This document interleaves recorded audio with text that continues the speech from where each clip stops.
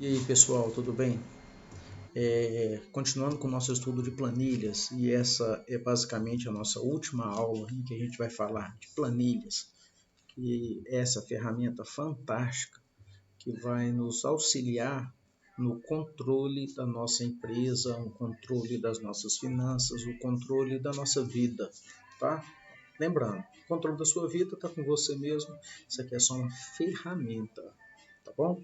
E às vezes a gente precisa mostrar para alguém quais são as nossas ideias, a evolução, a projeção, como é que a gente estava um tempo atrás, como é que a gente vai estar no futuro. Né? E um recurso visual muito importante, e é um recurso visual matemático, são os gráficos, tá? E a planilha, ela facilita demais a questão da, deixa eu aproveitar aqui, ó, da confecção. Eu ia falar feitura, mas eu achei o nome não tão bonito.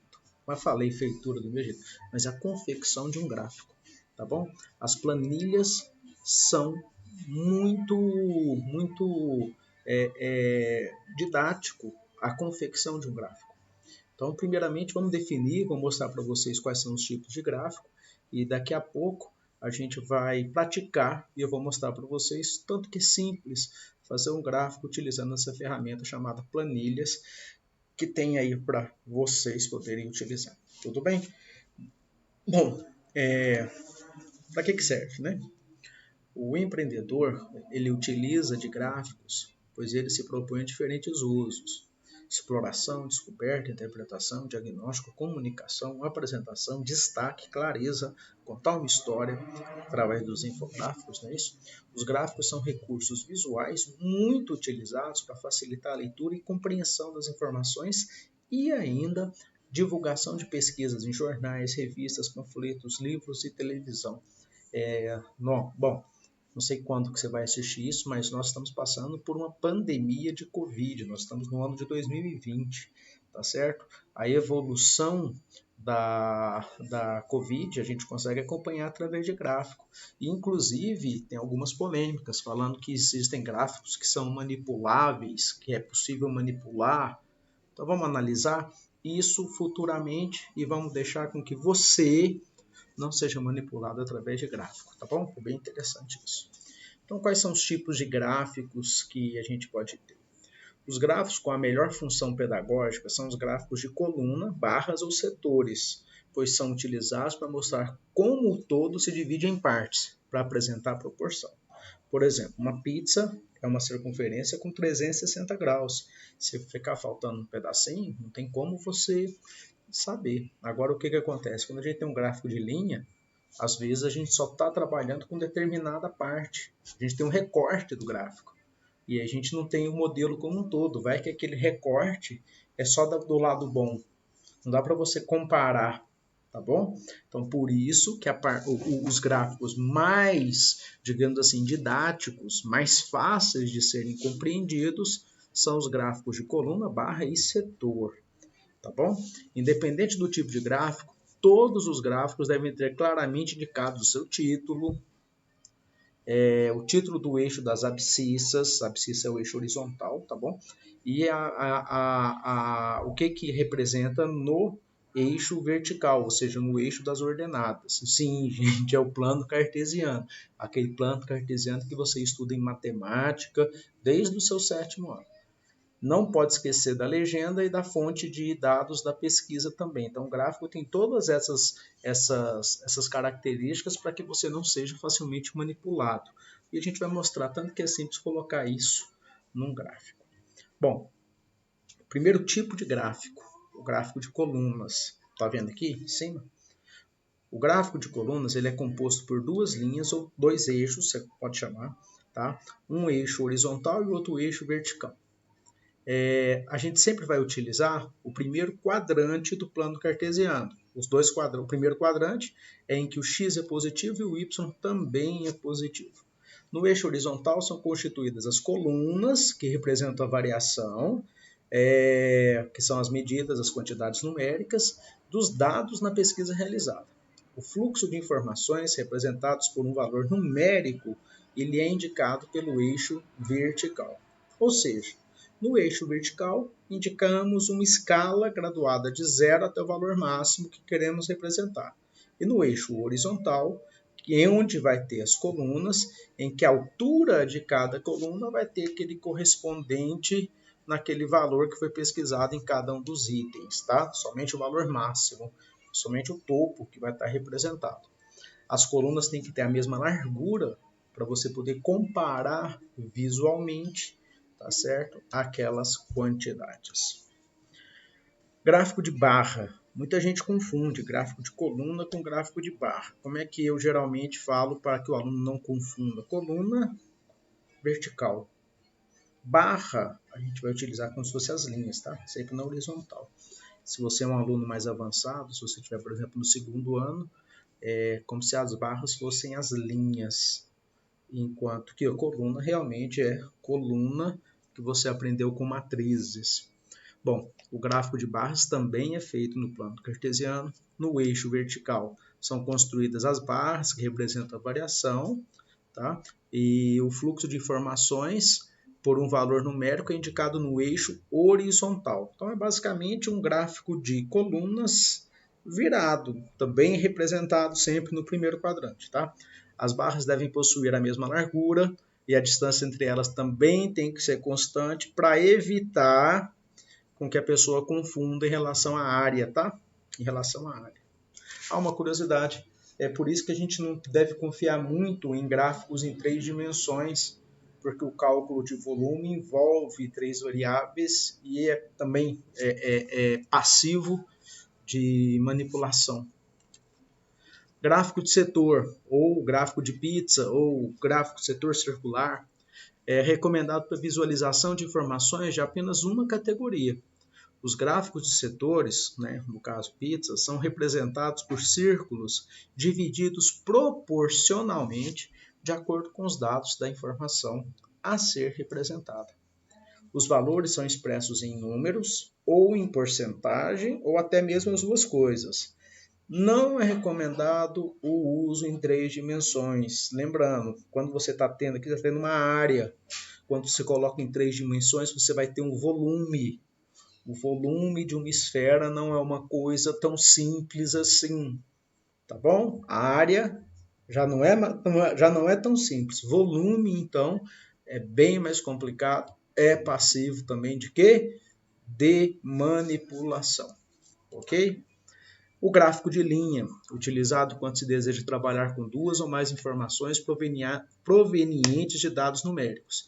Se você está vendo essa aula, se você já assistiu função, você sabe que muitas vezes é o quê? É a função de determinada coisa que você está estudando em relação ao tempo, quando você está relacionando os números, os dados, com a linha do tempo, por exemplo. Tá bom?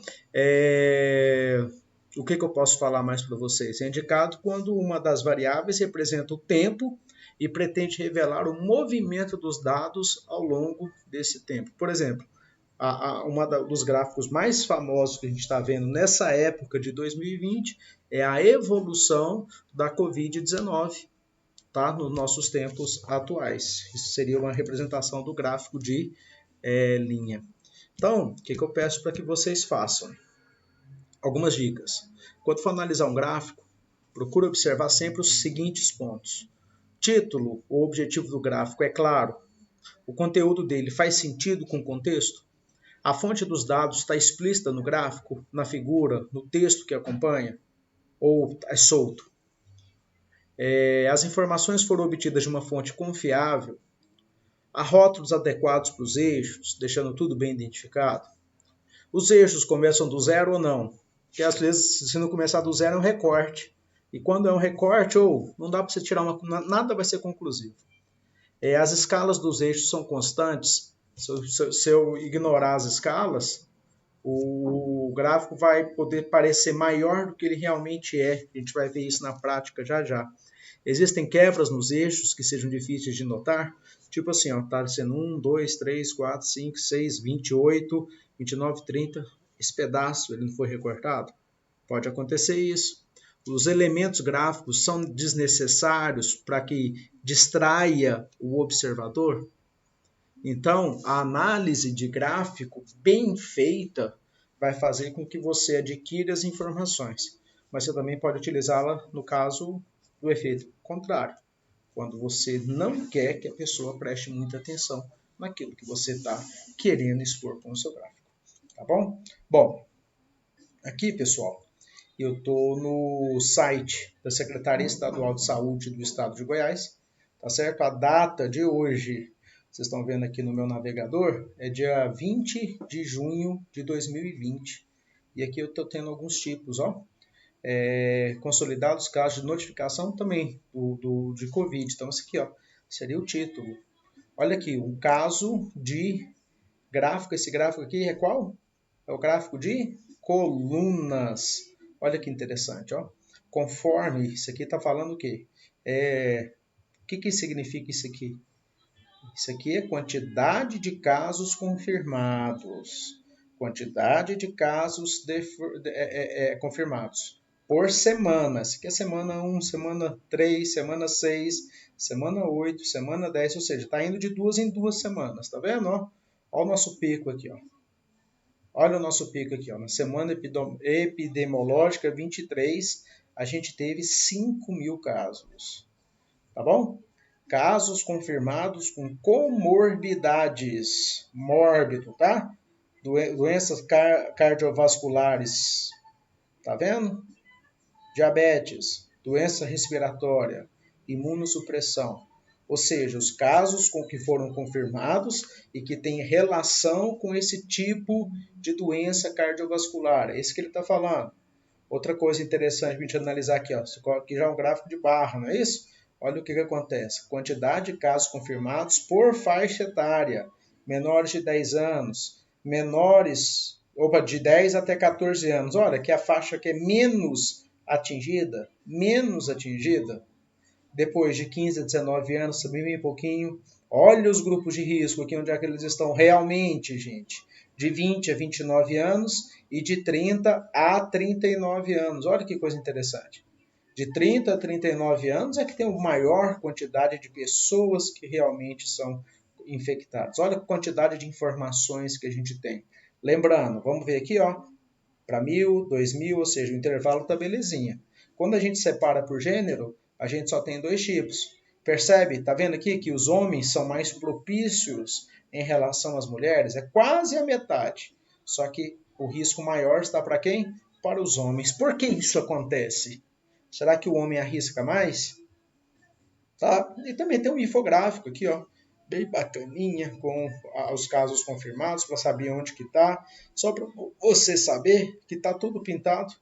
O único que está sem casos suspeitos são essas pequenas manchas cinzas aqui.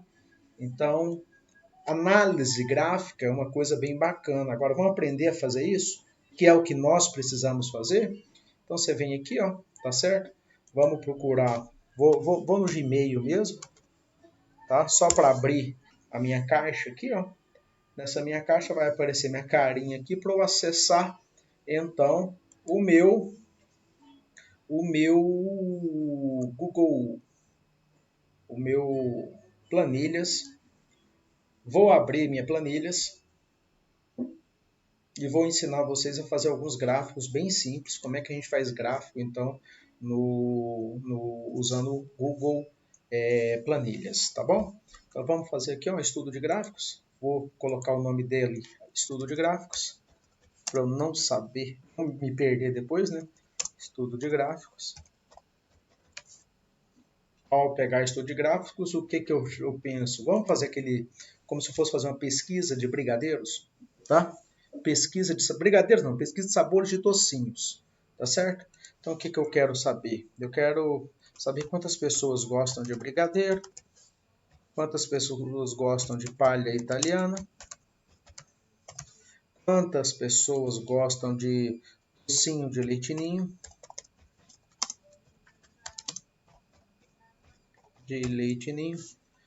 quantas pessoas gostariam, por exemplo, de olho de sogra, tá bom, olho de sogra.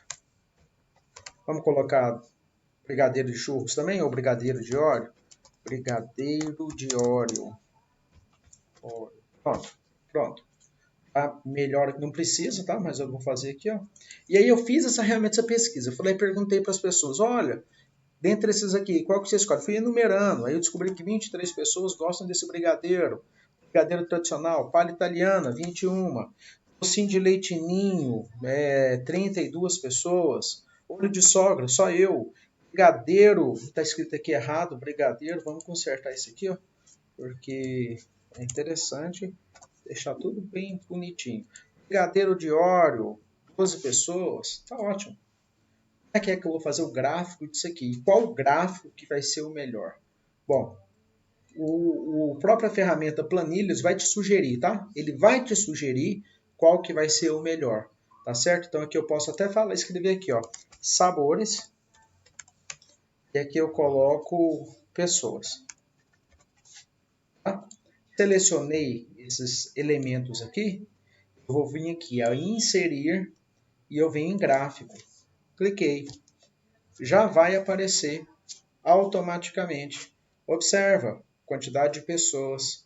Aí está falando, ó, brigadeiro de óleo, 13,5%, olho de sogra, 1,1%. Ele te calcula a porcentagem, te calcula o ângulo e te dá logo as cores. Se eu for escolher, percebe que o docinho de leite ninho é venda certa e o brigadeiro também é venda certa, o palha italiano seria venda certa. Esses dois aqui eu descartaria. Só que você não precisa fazer um gráfico de... Por que o gráfico de pizza é legal? Porque são todos os sabores envolvidos, não está faltando ninguém. Mas eu posso escolher aqui, ó, e utilizar um gráfico de barra. Também posso utilizar um gráfico de colunas, tranquilamente. Qual que seria a desvantagem do gráfico de barra ou gráfico de colunas? Nada impede que eu não tenha uma barra à esquerda do brigadeiro nem à direita do brigadeiro de Oreo. Nada impede. Percebe ainda, ó, que eu tenho o título da tabela aqui, belezinha, tá certo? Tá indicando o que é o eixo vertical, o que é o eixo horizontal. Isso aqui eu posso tanto mexer, andar para um lado, andar para o outro, fazer um Ctrl+C, copiar no meu documento, então é uma coisa bem bacaninha, tá certo? Então é assim que você faz basicamente um gráfico, porque sempre você vai precisar uma coisa em relação a outra coisa. O que não é muito indicado aqui muitas vezes é um gráfico de linha, tá, gente? O gráfico de linha aqui você vai ver que não vai ficar tão bacana de você ver, por quê? Porque entre brigadeiro e palha italiana não tem. Quando que é indicado você utilizar um gráfico de linhas? Se a gente fosse fazer evolução de Covid, por exemplo, de novo. Né? Aqui eu já salvei aqui a coluna. E exatamente isso, ó. Vou selecionar essas duas colunas e vou jogar lá. Jogar lá na minha planilha. Deixa eu apagar isso aqui primeiro. Quando eu seleciono uma coluna, eu jogo direto na linha. Joguei um Ctrl V, é uma cola. Você vê o que apareceu aqui, ó. Então, aqui, ó. Eu tenho os dados. Ah, aqui também, que o ideal vai ser barra. Quanto que é o ideal é gráfico de linha, quando a gente tem um crescimento mês a mês. Vou fazer um exemplo para vocês já já. Olha como é que vai ficar o meu gráfico, hein? Inserir, gráfico. Aqui ele representou essa quantidade, só que não é indicado eu colocar o gráfico de pizza. Por quê? Porque existem outras cidades, vocês sabem disso. Então a gente coloca um gráfico de colunas ou um gráfico de barras, tá? Indicando exatamente isso que está acontecendo. Goiás, São Paulo. Viu que está faltando algumas coisas? O que é isso aqui, pessoal? O que está faltando aqui? Deixa eu falar para vocês o que está faltando. Eu vou inserir uma linha acima. Está faltando. Isso aqui são as cidades. E aqui, ó, quantidade de infectados. Agora vai ficar bacana, ó. O que eu vou fazer? Selecionei, vou em inserir e eu vou inserir esse gráfico de colunas. Agora sim, apareceu o título, apareceu o que é o eixo vertical, o que é o eixo horizontal. Agora o meu gráfico ficou melhorzinho. O que está faltando? Está faltando o rótulo. Vou falar de onde que eu tirei esses dados, que foi lá da Secretaria Municipal de Saúde. Tudo bem? E aquele último exemplo que eu falei para vocês, suponha, tá certo? Eu estou querendo pegar aqui, ó, o número de infectados em Goiânia, tá? Então a gente tem mês a mês, certo? Então a gente vai colocar aqui, ó. A gente vai colocar aqui, ó, mês E aqui a gente vai colocar a quantidade. Eu estou inventando, tá? Vou inventar esses valores. Então, o primeiro mês que eu teria, vamos colocar janeiro.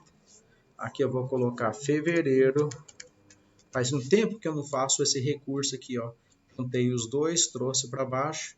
Vou até setembro, janeiro, fevereiro, março, abril, maio, junho. Vamos colocar essas quantidades. Faz de conta que aqui é 0, aqui é 1, aqui é 4, aqui é 46, aqui é 120, aqui é 300, aqui é 4.000, aqui é 5.000, aqui é 10.000. Pronto, ó, coloquei valores aleatórios. Selecionei, vou direto em inserir, vou direto em gráficos, ele vai me apresentar uma sugestão. E é óbvio que a sugestão, quando ele reconheceu que você colocou tempo, ele colocou então essa linha. E lembra quando eu falei sobre manipulação de imagem? Quando você vê um gráfico que está subindo assim, ó, você assusta. E aí o que a pessoa pode fazer para não te assustar tanto? Ele pode diminuir aqui um pouquinho, ele pode alargar o seu gráfico um pouquinho, olha o tanto que a curva ficou mais suave, tá? Olha o tanto que a curva ficou mais suave. Olha o tanto que esse gráfico ele pode assustar mais as pessoas. Tá certo? Parece que um período tão curto de tempo o trem chegou lá em cima. Enquanto que aqui não, aqui eu precisei alargar bastante esse tempo. Gente, os dados são os mesmos, foi só a forma. Tá bom? Espero ter ajudado vocês. A melhor forma de você aprender a trabalhar com planilhas é praticando. Então, bons estudos, boa prática e até um próximo encontro. Tchau, tchau.